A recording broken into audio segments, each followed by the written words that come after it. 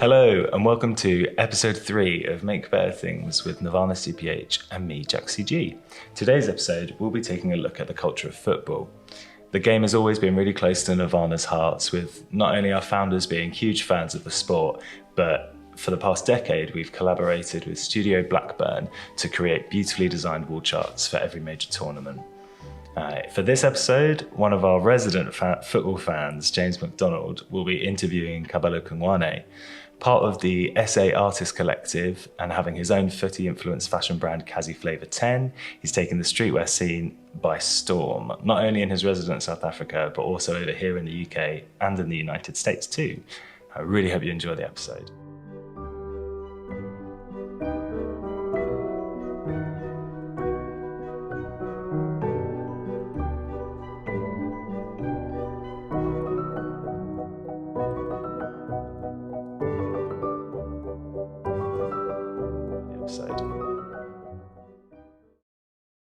Thanks for joining us today, Kabelo. Really appreciate you taking time to speak with us. Just to start off, I just wanted to understand, sort of growing up with a father that was a professional footballer, was he a major influence on your interest in football and the culture around it? And was this what kind of inspired you to build the brand that you have? Growing up from a football background, like in my family and my environment, yes, it has like inspired me to start Kasi Flavour10 because football is something that I was living and breathing every day, you know? Sure. And my mom would always say that like I used to kick her when I was like when she was pregnant, and my dad like always wanted like a son that will carry on his legacy. Yeah. Because you know how like football dads are, like they want their kids to also play the game and also Of course, yeah. carry on their legacy. So with me, I think all my life I spent time on the football field and going to the stadium, you know, like all those things Yeah. inspired me. And like whenever I look back, like growing up and with what I do, like in a creative field, like it always connected football. I've always connected with football, you know? Yeah. So Sure. with like a lot of things, like it's not really with my dad only. Like there's also the people from the township, my family, you know, like I've been hearing stories about football, about who was the greatest players in the 80s, Yeah. in the 70s, you know. So like that developed a lot of research and also like storytelling on my end, you know. Yeah. And then it was such an obvious thing for me to love the sport because my dad was a professional football player, and he played for one of the biggest teams in South Africa, which is Kaizer Chiefs. Yeah. So, and you know, like growing up, you look up to your dad, like he's like your first idols and your role model. So it was, yeah, like it was really easy for me to fall in love with the sport. Sure. So for me growing up, like England hosting Euro 96 was kind of where my obsession with football began. Not just the game, but like you mentioned, the culture around sort of the experience of attending on match day, the clothing that people wear when attending the matches. And I guess, was this the same for you when the World Cup happened in South Africa in 2010? Yes, definitely, for sure. But for me, it started at a young age. I remember during the Soweto Derby. So when there's like Chiefs and Pirates, it's more like your North London Derby in England. Yeah. I'm a Tottenham fan, so yeah, I understand exactly. Yeah. So with that, we used to go to the stadium. I used to see fans creating their own outfits, you know, like hardcore dying fans. And to me, like I saw like that's creativity and like an expression. It's an expression, and also like it shows an appreciation for football club, you know, Yeah. and like you see fans traveling across provinces. Yeah. So that inspired like me a lot. And then for us to host the World Cup at that time of the world like is seeing the South African football culture from a national level, like Yeah. it brought so much inspiration because the African countries were also like they were also coming to our country, and we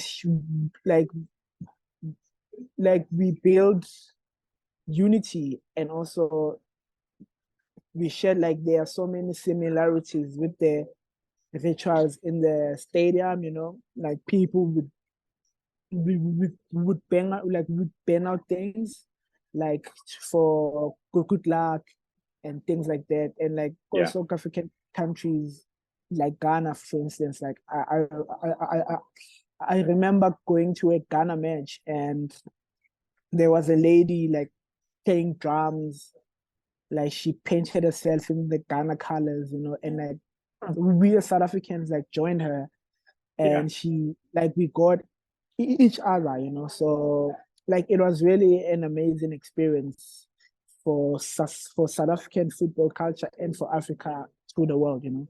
Yeah. Yeah. For sure. And for people that don't know your brand, could you just tell me a little bit more about the brand and kind of yeah, a little bit more about the brand? So Kasi Flavour10 is a football inspired brand slash creative agency. So what we do, we are a creative team that like like that tells stories through fashion and photography, like about football. And then we also have a section where we sell clothes that are inspired by South African football culture and also Africa, you know. Yeah. Yeah. For sure. Yes. So we do like a lot of things apart from like selling clothes from a business perspective. So we styled and we do jersey launches for football clubs here in South Africa. Amazing. And we are currently working on our channel, you know, where we create content Yeah. that's about South African football, you know. Sure. And then we have we don't really call ourselves like a fashion brand, but because I love fashion and I love creating, you know, Yeah. making things. Yeah, we do also offer that segment of selling clothes that are inspired by South African football. You know? Okay. And I saw recently that you were part of the Patter and Nike global campaign, the Next Wave. Could you explain a little bit more about what that is and how you became involved in that? Yeah, that was like one of the biggest highlights for me this year. Yeah. I've been following Patter for like almost 10 years now. You know, I love what they do, like in Amsterdam, Yeah. and also with their like they're from Amsterdam and they support Ajax Amsterdam. You know, Yeah. I remember meeting Getson. He said like he was a football player. So when we met, when they came to Soweto during the launch of the campaign, Yeah. we spoke about football for like 2 hours. Okay, Great. going back from that, it's like I think they spotted Kasi Flavour online, and Yeah. then they just liked everything about it because they relate to what I'm doing, because they also like follow football and they do collaborations with Ambro and Kappa, you know. Yeah. So they were really fan of my work, and then like since then like we became friends. And when they came to shoot, like everything was just like organic and normal, you know. Yeah. And For to sure. me, like it was an eye opener that like you see people on a global level, like you see people like in Europe Yeah. And then they also see you as a global person down there, like in Africa, you know, like it was really inspiring to be part of a project like that. And for them, like with the Next Wave campaign, it's them giving the torch to the next generation, you know, because they are quite old, they're like in their 50s now. Yeah. So they are carrying the torch to the next generation, the next wave. Yeah. So yeah. Cool. And I guess has it helped in recent times that a lot of footballers have become kind of brand ambassadors for big global brands like Gucci with Jack Grealish and Burberry with like Marcus Rashford and Heung-min Son from an Asia point of view? Has that do you think helped in kind of your brand and collective, I would say, so design agency as well, becoming bigger, would you say?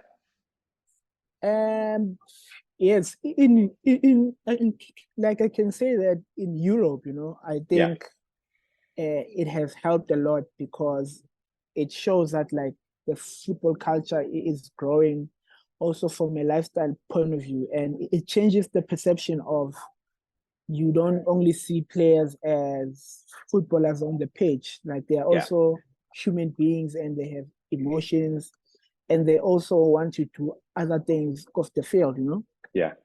It's just that here in South Africa, people are still backward thinking, you know, from the corporate point of view, because they want to see, they classify footballers as footballers. Yeah. And then like they are not allowed, like their contracts are not allowed for them to do other things, you know, which not a good thing. No. Because a player like has to do other things whilst like they are still playing. Yeah. Like hence why a lot of footballers in South Africa, once they retire, they become irrelevant and they don't have money, you know, because they take care of their families with that salary and they don't have other things. There's no commercial deals around outside of anything else. Okay, I understand. Yeah.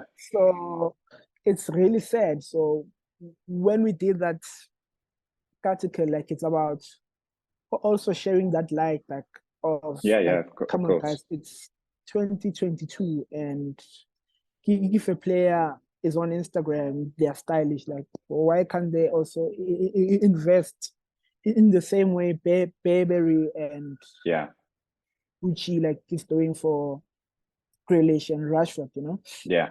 So I think maybe in time, like, and also with Kasi Flavour, it's one of the first brands that is doing this football culture like the way like I'm doing it, you know. Maybe with time things will get better and better and better. But well, hopefully, yeah. Well, hopefully that it may change the way people see footballers in South Africa going forward, and that's obviously what you're trying to achieve, and it's quite inspiring to be able to influence that from that point of view, which is great. So a little bit more of a generic thing, but obviously the reason that we wanted to do this episode with you is obviously with the World Cup just around the corner, and I just wanted, from an impartial point of view, as a fan this year with South Africa not competing in the World Cup, who's your favourites for the tournament, and who are you most excited to see? It's really sad that South Africa didn't qualify for the World Cup.